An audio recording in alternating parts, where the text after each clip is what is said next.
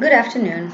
Today I'm going to speak briefly about Washington Irving, who, along with Longfellow, was one of the first professional men of letters in US.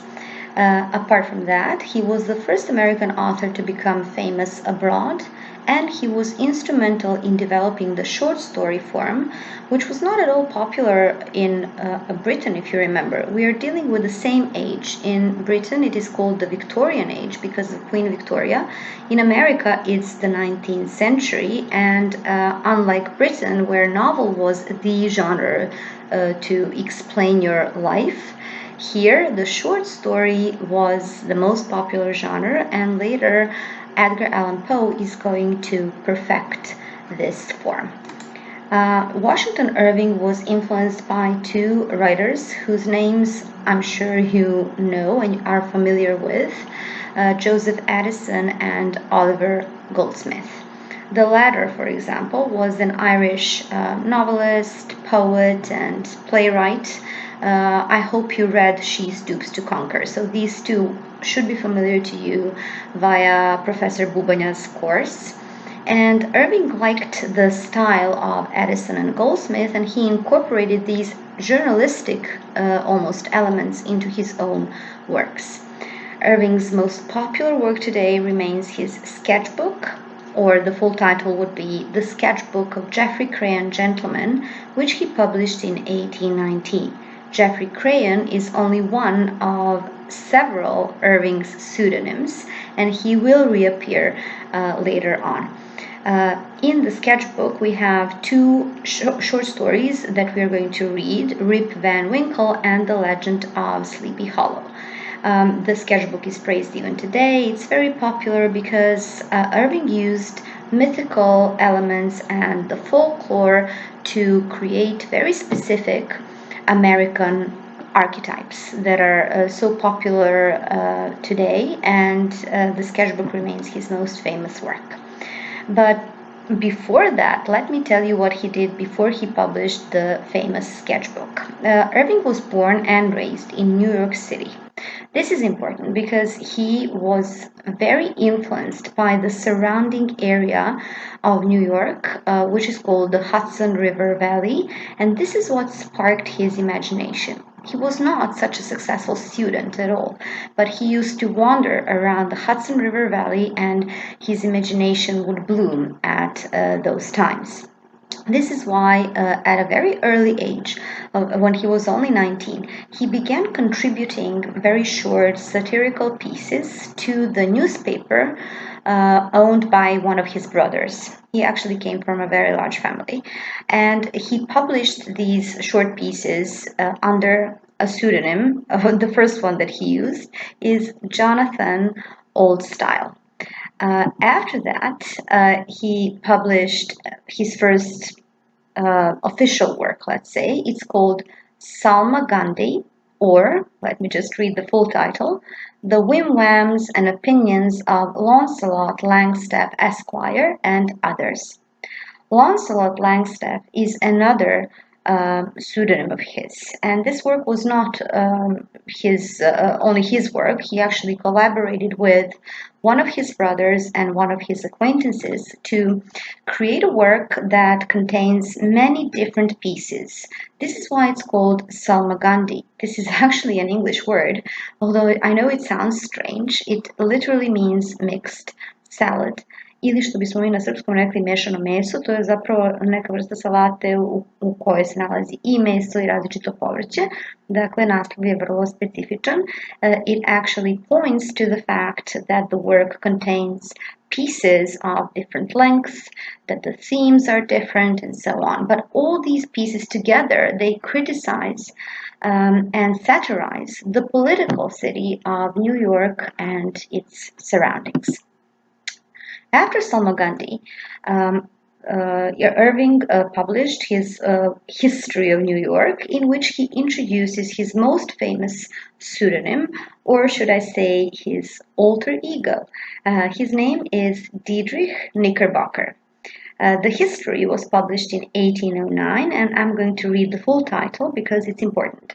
A History of New York from the beginning of the world to the end of the Dutch dynasty. So you can see that the title promises that this is a history. Jedna istorija. Jedna, a ne ta. Nije dakle d, nego je a. And although it claims to be a history, it's actually fictitious, of course, and very funny and very witty because of this alleged historian whose name is Dietrich Knickerbocker, who is an eccentric of sorts. He speaks about the Dutch legends and their stories. He recounts the history of the Dutch colonization of America when the Dutch settlers settled in the colony of New Amsterdam. Dietrich Knickerbocker is going to reappear in the sketchbook because the two stories that we're going to read were supposedly found among the things of Dietrich Knickerbocker. So, although Geoffrey Crayon is the narrator of the stories, Dietrich Knickerbocker owns the stories, if that makes any sense. Irving spent some time abroad, not really some time, but many years. He spent many years abroad. He moved to England in 1815 and he would stay there until 1832. During this time, the first couple of years as he was in England, he started collecting the material for his sketchbook, which he finally published in 1819. So let's just repeat that this year is very important. I want you to know the year because we usually say that the short story began in 1819 with Washington Irving. The narrator of the sketchbook again is Geoffrey Crayon, and some critics actually criticize Crayon as being very pretentious for a persona who is telling the story. You will see what I mean when we start actually reading the stories. Let me show you what the sketchbook comprises of. It is also, as I said, a type of a salmagundi because it has many different elements to it. So here in the slide you can see what it consists of. Some English sketches, stories about travelings, essays. There are even some pieces which we cannot classify. Are they essays? Are they newspaper articles? Are they stories? We don't know. But most importantly, the sketchbook contains 3 short stories, 2 that we are reading, Rip Van Winkle and the Sleepy Hollow, and the third one is The Spectre Bridegroom. Spectre here means ghost. All 3 stories are based actually on German legends, but only the latter, The Spectre Bridegroom, is actually set in Germany. The first 2 are set in America, in the area of the Hudson River, which was so familiar to Irving and which inspired him to write. So because these 2 stories were found as manuscripts among Dietrich Knickerbocker's things, we know as readers what to expect. We know that these stories will be about the Dutch people who settled in America, and that Geoffrey Crayon, the narrator, is going to satirize and to ridicule the mannerisms of the Dutch settlers in America. Okay, let me just tell you how he ended his career. So he stayed even more years in London, serving politically as secretary to the American Embassy. And then he went back to the United States in 1832 when he shifted his focus from fiction to something more realistic.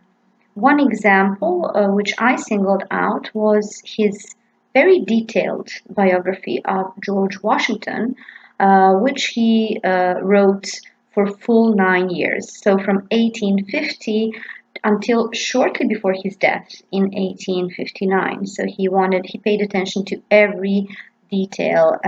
I haven't read it, but I believe that it's quite extensive. So let me tell you some things about his style and the impact that the sketchbook has had globally. It was popular back then in both America and Europe, but there were people who complained about, let me quote this, about the lack of intellectual content beneath the decorative surface. Basically, some literary critics said that there was nothing smart or important to be learned from Irving's stories, and that it's only his language that is so appealing to us. I have to agree with the latter part because you will see once we begin reading that Irving is not very easy to read. His sentences are really complex in a good way, I have to tell you.